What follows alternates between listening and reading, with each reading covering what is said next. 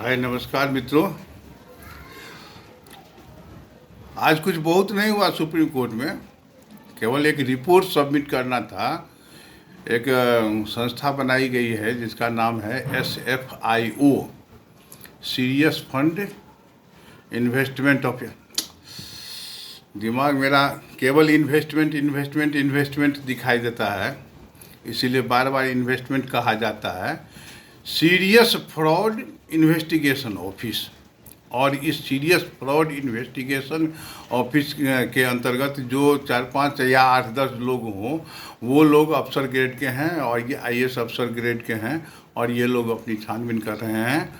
जिनको रिपोर्ट देना है, अब जब दें जैसे दें, शायद उनके रिपोर्ट देने का कुछ टाइम लगता है कि पूरा हो चुका था, इसीलिए इस तारीख को बुलाया गया था सुप्रीम कोर्ट में कि आप इन तारीख तो को आके आप रिपोर्ट दे दें, और इसी पर जो है सो सहारा इंडिया का भविष्य तय होना था।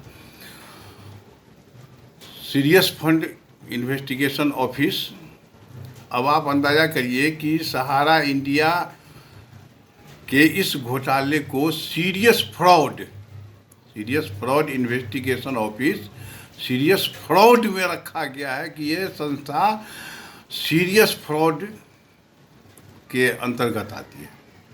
अब इस संस्था में जमाकर्ता का धन का भुगतान होना है, और उसका प्रोसेस अब चाहे जो भी हो, लेकिन हमें समस्त जमाकर्ताओं, समस्त कार्यकर्ताओं, यानी जितने भी निवेशक हैं जिनका 1 रुपया से लेकर करोड़ रुपया, चाहे जितना भी पैसा जमा हो, निश्चित रूप से अपने सर्टिफिकेटों का फोटोकॉपी कराकर या तो सुप्रीम कोर्ट के पोर्टल पर डाल दें, या उसका फोटोकॉपी लगाकर आप आराम से एक लेटर बनाकर डाल दें। यहाँ सुप्रीम कोर्ट CJI, मतलब chief justice of India, supreme court नई दिल्ली, उसका जो भी पता है वो दिया गया है, तो वो उस पर आप जो है सो आराम से भेज सकते हैं। तो यह आपके पेमेंट का पुख्ता इंतज़ाम कर देगा। निश्चित जो लोग नहीं भेज पाएंगे, हो सकता है कि PACL की तरह बाद में उनसे कुछ रिपोर्ट मांगा जाएगा कि भैया आप इनके पास कितना बचा हुआ है, तो अधिकाधिक जमाकर्ताओं से भी भेजवाने का हम लोग प्रयत्न करें। यह निश्चित है कि अब पैसा मिलना है। हम लोग जितने शंका में जी रहे थे कि अब इसने हाथ ऊपर कर दिया है, तो अब इसके हाथ ऊपर और पैर नीचे से कोई काम नहीं चलने वाला है। जिस दिन से ये संस्था इसका इन्वेस्टिगेशन करना आरंभ कर दिया है, समझिए कि अब यह पैसा सुरक्षित होता जा रहा है।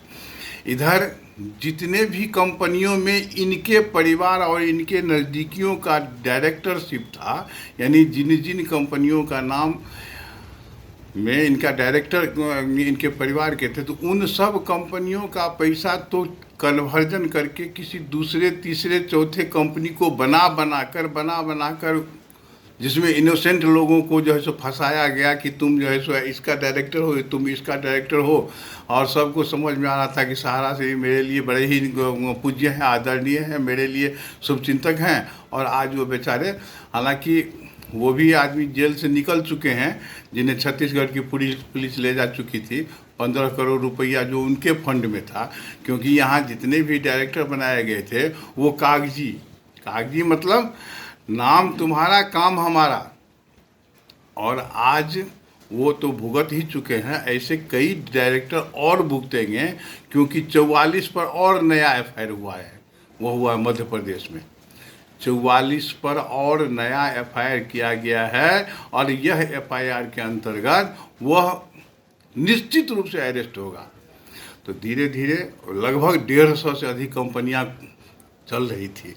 अब हम लोगों को इतना ज्ञान भी नहीं था, हम लोग तो 18, 19, 20 कंपनियां जानते थे। जितना वो जो है सो अपना परिवार नाम का एक पत्रिका आता था, उस अपना परिवार के नाम पर जो सो जितना दिया जाता था, तो वो उतना हम लोग समझ पाए। बहुतों का तो नाम ही नहीं याद है, फिर भी। तो अब मानना है कि कंपनी लाइन पर आएगी।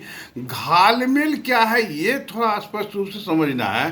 पहला घालमेल ये है कि जिन जिन कंपनियों के डायरेक्टर ये लोग थे, उसको बदल बदल के दूसरे डायरेक्टर के अंतर्गत लिए गए कंपनियों के रजिस्ट्रेशन में पैसा डाल दिया। जबकि अभी भी रियल एस्टेट और एबोर्ड बॉन्ड और मल्टीपुल बॉन्ड में जो Sahara housing investment corporation limited, Sahara India real estate corporation limited में जो पैसा था, जिसके मामले सेबी और सहारा के बीच का जो है वो झगड़ा है, वो अभी भी है। इसीलिए वो कंपनी बंद नहीं हुई है, कंपनी अभी शिथिल है। तो ये अगर बच के चले जाएंगे कि हम कहीं नहीं हैं, तो ये सोसाइटी में नहीं है। लेकिन सहारा इंडिया रियल इस्टेट और सहारा हाउसिंग इन्वेस्टमेंट कॉरपोरेशन लिमिटेड में नहीं है, ऐसा नहीं है, उसमें है। दूसरा घालमेल क्या है कि जब ये सहारा क्रेडिट कोऑपरेटिव सोसाइटी लिमिटेड, हमारा इंडिया क्रेडिट कोऑपरेटिव लिमिटेड, ये गोल्ड मार्ट, क्यूशॉप, जितनी कंपनियां जितना मन हुआ बनाते चले गए, और इसका पैसा उसके में, उसका पैसा उसमें, उसका पैसा उसमें लगा लगा कर, जैसे घर के बाबूजी का पैसा नहीं होता है कि एक आदमी कमाने वाला 50 रुपया दे दिया वाइफ को, 10 रुपया दे दिया बेटा को, 20 रुपया दे दिया वो बेटा को, 30 रुपया दे दिया बेटी को। अब उसमें असर को कोई जरूरी पड़ा तो बेटा से बेटी मांग लिया, बेटी से मैं मांग लिया, मैं से बेटिया मांग लिया।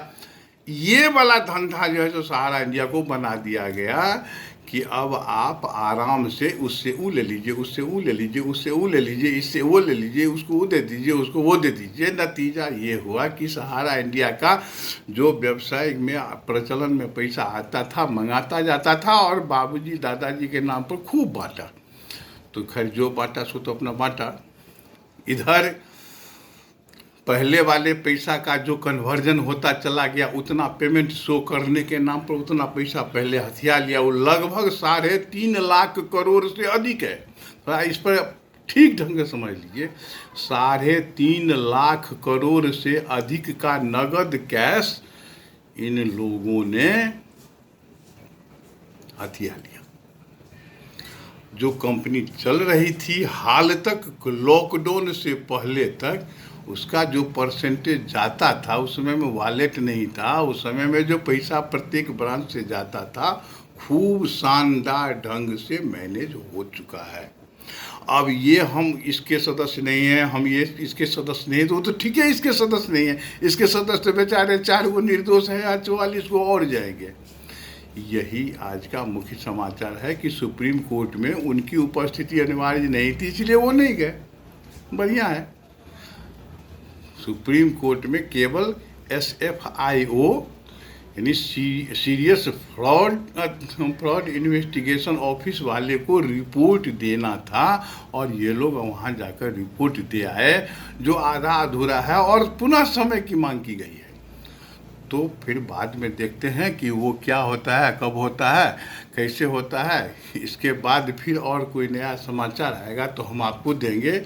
फिलहाल एक समाचार और आने ही वाला है, वो हम आपको कल वीडियो बना के देंगे 8 बजे में। अभी तक का और आज की जो जितने भी लोग प्रतीक्षारत थे कि नहीं ये क्या हुआ, कैसे हुआ, कब हुआ, कैसे हुआ, तो भैया आप निश्चिंत रहें कि अगला हम समाचार देंगे। आज के लिए बस इतना ही। जय हिंद, जय भारत, वंदे मातरम।